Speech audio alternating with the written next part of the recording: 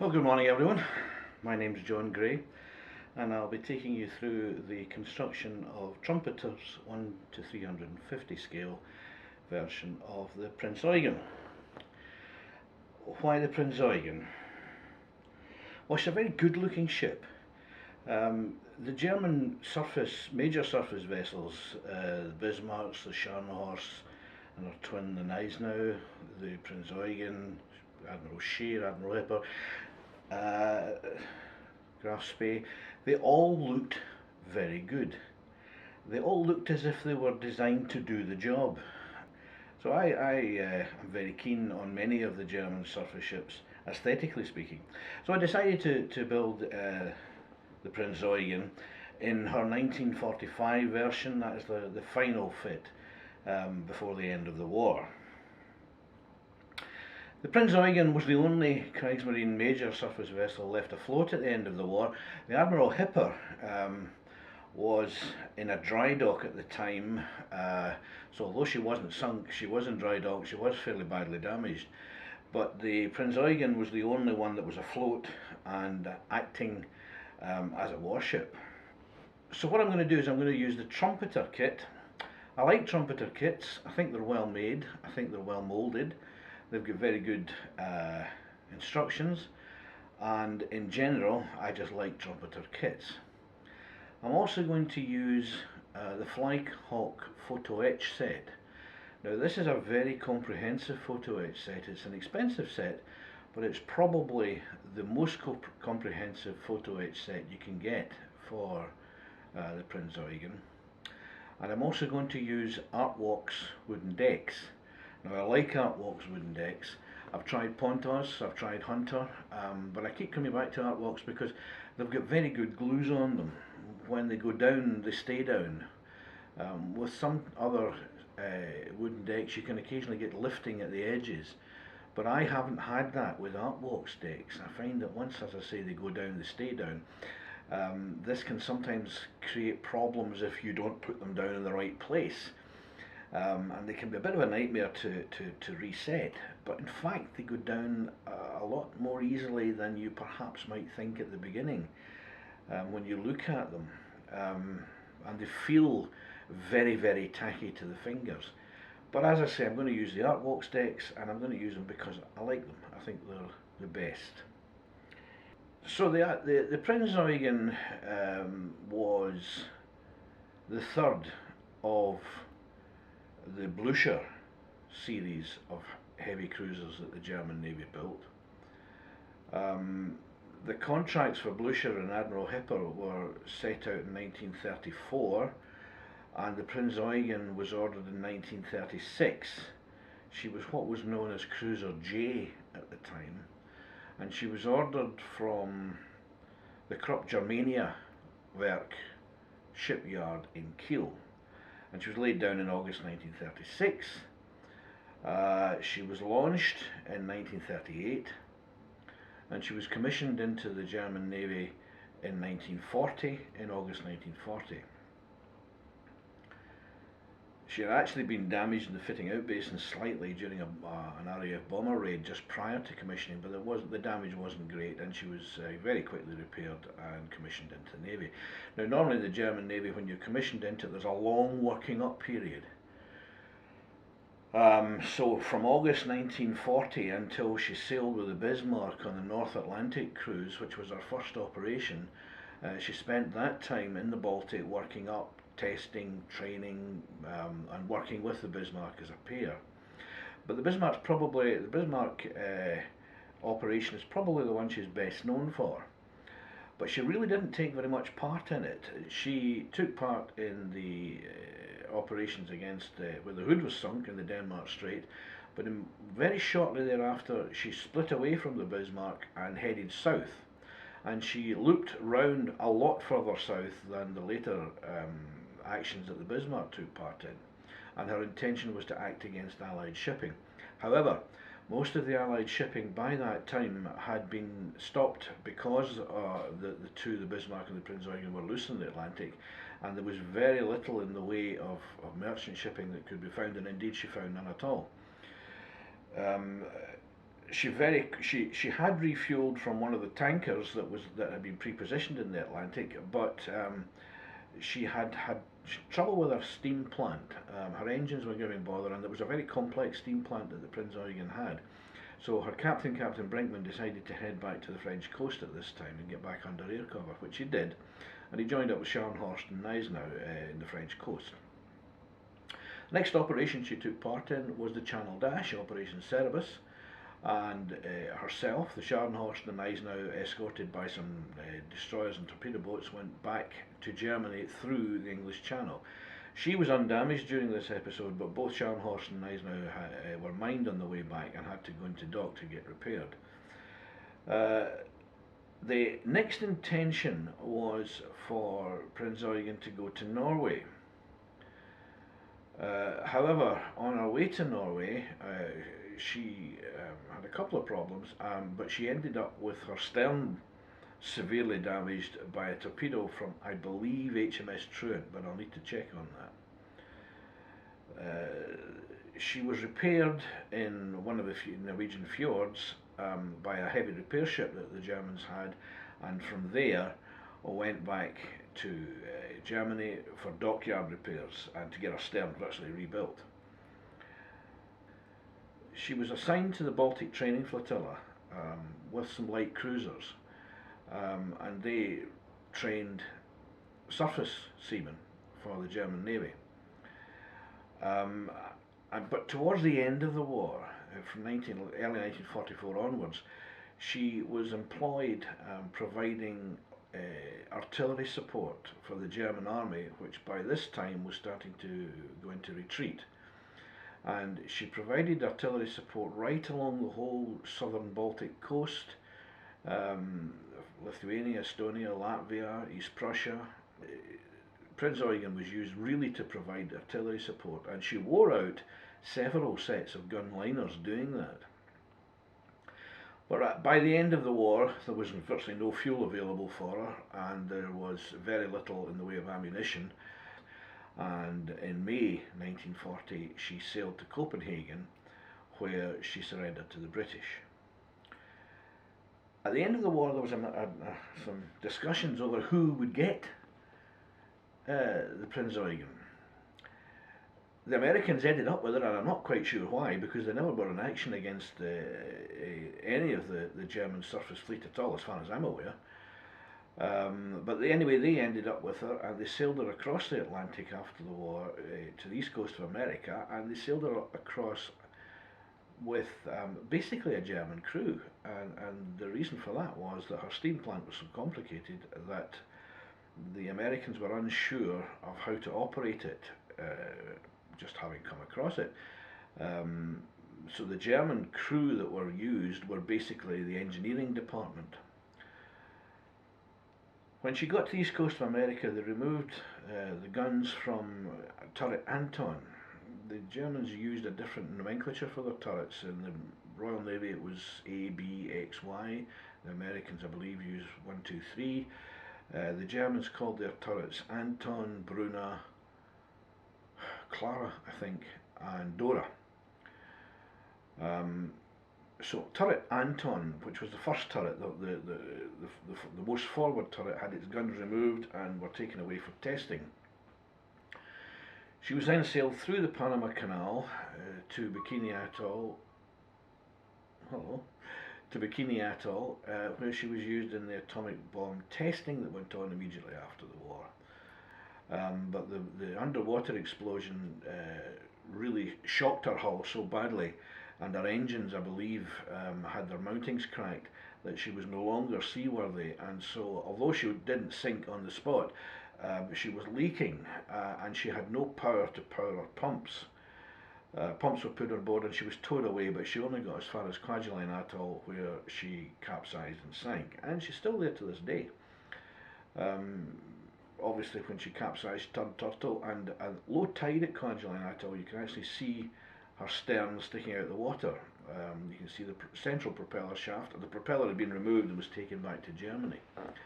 But that's where the Prinz Eugen rests to this day. So I think you looked at my face long enough, and I think what we're going to do now is we'll have a look at how the various parts of the kit arrived. I'd only a problem with one of them, which was the Flyhawk photo etch set. There was two frets missing, frets G and H, and they go from A to Q, so you'll understand how many frets there were. There was two missing. I contacted Flyhawk. They very quickly acknowledged that this was a problem, and there are at the moment two replacement frets on their way to me. But as I say, I think that's enough of me. We'll have a look at the boxes now and how they arrived. Well, let's have a look at the kit as it arrived. Arrived in three separate boxes. The Flyhawk box, the top one there, came from China. Very sturdy box, and inside was a just as sturdy, if not more sturdy, Flyhawk box. The second package down is the Artworks decks, and they came from Australia. Much flimsier packaging, but it didn't need to be any stronger than that. There was absolutely no damage whatsoever to the product inside, and it was completely adequately packed. The third box is the outer box again. It came from China, and it contains the Trumpeter kit inside, which you can see as the flaps raised there. Then we come to the Trumpeter box itself. Now, it's quite a big box, but it has to be this size because the kit itself is quite large, and the hull, which is in one piece in terms of length, took up all of the length of the box itself. When the box was opened, there was a series of photographs here now with the contents. That's as it's initially opened. There was an instruction leaflet, a painting guide, a couple of frets of brass, the hull, the decks, etc., and a bit of anchor chain. And you can see there that there are in fact three separate kits if you want to look at it that way. There's the heavy cruiser itself, there's her spotter plane, which is a small clear fret, which we'll see later. There's also a kit for an e-boat. For why, don't ask me, but there's a kit for an e-boat in there as well. We come to the frets themselves. Most of these frets are two frets inside a plastic bag. Some of them are one, but some of them are two, and they seem to be quite well made, and there was no parts loose that I could see at any rate when I opened them. The painting guide is a good guide. It's shown there with the references for the paint, and there is also an excellent, in my view, instruction manual, and the detail on it is quite good, and it's not jumbled up messily together. You can actually see quite clearly what you're supposed to be making. Well, I have a confession to make. There is in fact a problem with the Trumpeter kit. In this photograph you can see three of the bags of parts that were taken out of the Trumpeter kit. The top one contains the upper and lower hull. The middle one contains the waterline plate and the part of the deck, and the bottom one contains other parts of the deck. In the top bag, when the pieces are taken out of the top bag, you can see that the bow and stern of the lower hull and indeed the upper hull are protected in a foam plastic sleeve that fits over them. However, when you take that sleeve off, I found damage to the lower hull bow. It's split and it's twisted. At first it didn't look too bad, but the more I looked at it, the less I liked it. So I contacted the retailer in China and asked him to replace it. He wasn't too happy with that, I may say, and he reckoned, after having looked at the photographs I sent him, that it was repairable. And to be fair, he's probably correct. But I don't think I'm skilled enough to repair that in such a way that it looks as new. And apart from anything else, I paid for an undamaged kit, and I deserve to get undamaged parts of the kit. He said he could probably get the part for me. he was unhappy about sending it because he was unsure about the security of the package in transit. But I just replied to him saying, well, I'm delighted that you can get it, and I'm delighted you can send it to me, and I think we'll just take our chances on the transit. I think it was well enough packaged, there shouldn't be a problem. However, we'll need to wait and see what his reply to that is. So there we have it. It's raised issues which we'll need to address, and I'll have a look at these issues just coming up short in the next wee section. So now we come to the Flyhawk set. It's a very comprehensive set of photo etch parts. There are, or should be, 19 separate frets. That's fret A to fret Q. And in addition, there are a full set of main armament gun barrels, the 8-inch gun barrels, and a full set of the secondary armament gun barrels. They, I think, were 110mm, or was it 10.5 centimetre they were. But and it's quite a strong gauge of metal that they're made from. So I'm quite pleased with what I've seen of this fret so far. There's also fairly comprehensive instructions. They may take some deciphering because they look quite tightly packed, but we'll see how we get on with this. I'm very much looking forward to working with this set. And now we come to the Artworks wooden decks. I'm very much looking forward to working with these as well. I've worked with Artworks decks before and I like them. For those of you who haven't worked with wooden decks before, what you get is a very, very thin wooden sheet which has been laser cut to shape for the part that it's to fit. It's backed up by an adhesive layer which is already applied, and finally a transparent vinyl sheet. And what you do is you peel the wooden sheet and the adhesive off the vinyl sheet and apply it to the model. This set has apparently no fewer than 28 separate decks. So the Prinz Eugen must have been liberally coated with wood when she was first made. There's also included a small anchor chain, and I'm looking forward to doing this. The instructions look very, very good, and it'll just be a matter really of looking very carefully at the order where things are assembled, painted and decks put on, because you don't really want to put the decks down onto a painted surface, and at the same time you don't want the deck down if you're going to have to spray a contrasting colour quite close to them at some stage. So I'm very much looking forward to working with these decks. Well, this book, The Heavy Cruise of Prinz Eugen by Waldemar Goralski, is something I would strongly recommend that anybody building the Prinz Eugen should get.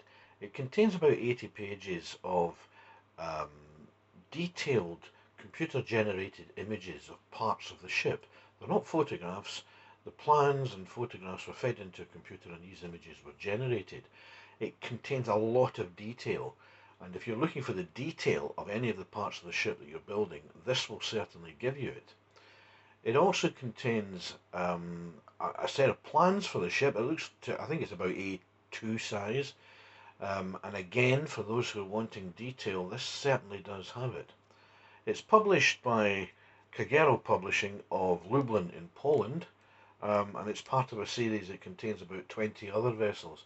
I strongly recommend it, and would suggest that anybody building this ship should purchase this book.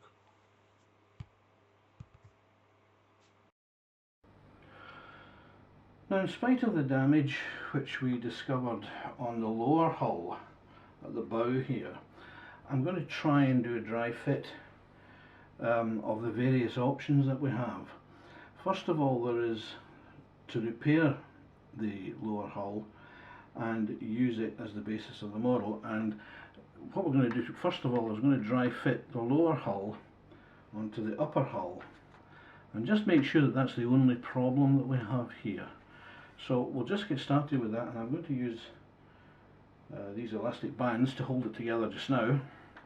So let's get started, and let's get started at the stern. Just push that into place gently.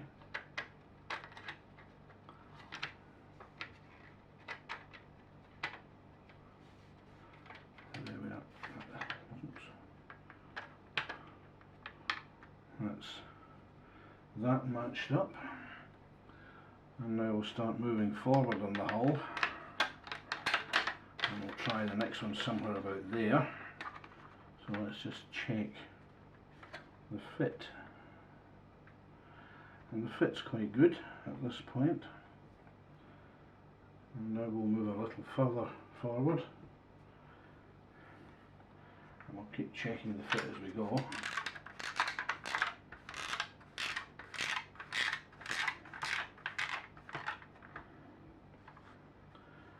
Let's see where we are now.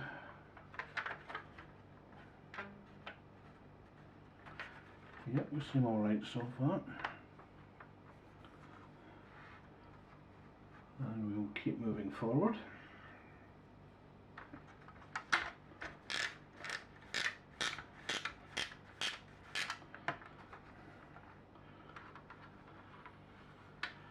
And I find that when you're checking the fit on these things, it's much easier to feel the fit than it is to see it.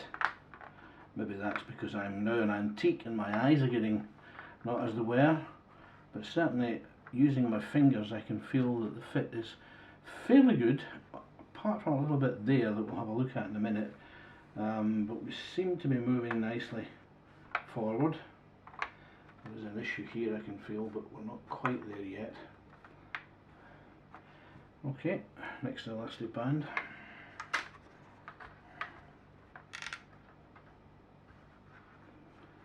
Okay, now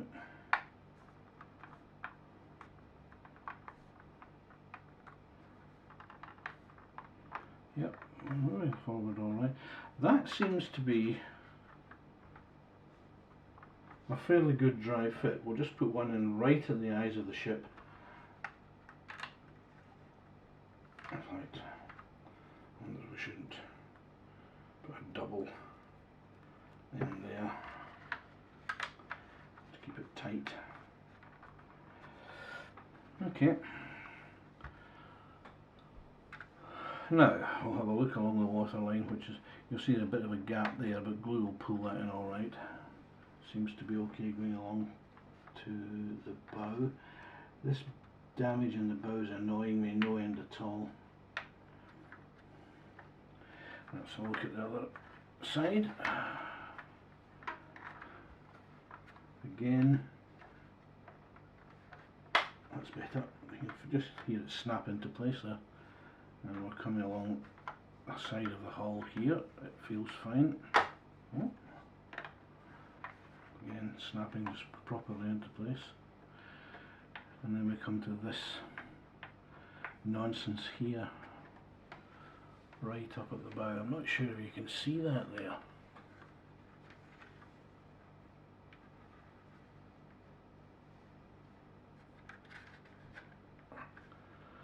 It's certainly not a good fit where this damage has occurred. It could be filed, glued and filled, but frankly I don't think I could do it in such a way that it would be unnoticeable, although possibly I could.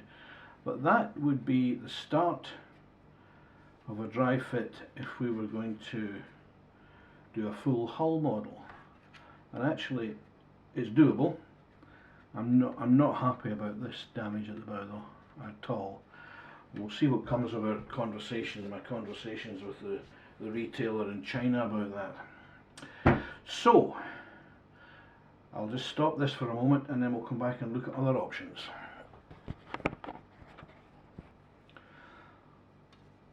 Well, here we are back again, and now we're going to have a look at the option of building the ship as a waterline model. We don't need the lower hull for that, so we'll put that away for the moment, and turning the hull itself upside down. This is the waterline plate which is supplied, and it should fit nicely onto the base of the hull, and indeed it does without any problem whatsoever. It's an excellent fit, and I'll just turn that over. I'm very happy with that.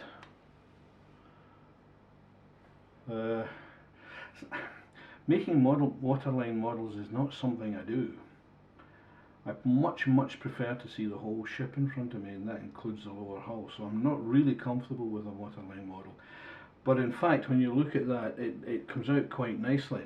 The other thing that we would do, or I would do at this stage now, is just to check the fit of the main deck. And the main deck on the Prinz Eugen comes in three parts. There is, first of all, a stern deck, quarter deck in naval parlance, I suppose, and that fits in there. Then there is the main deck, and the main deck would fit there. Oops, let's just get that in position. And finally, there's the forecastle, which would normally fit there. Now that is an excellent fit, as indeed it should be, because if the deck doesn't fit on the ship, then that's a bad start. But this is an excellent fit, and that would be the Waterline version dry fitted.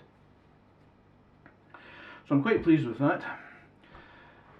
So my options, just to return to them, are that I get a new lower hull from China. I don't get a new lower hull from China, but I repair the one I've got, or I proceed with a waterline model. And I haven't made my mind up which to do yet, because basically I'm waiting to see what happens with my email to China. Well, that brings us to the end of part one. Part two will follow. I'm hoping to make this a weekly series, so we should be looking at part two next week. In the next episode, we're going to have a look at the hull in some detail, painting of the hull.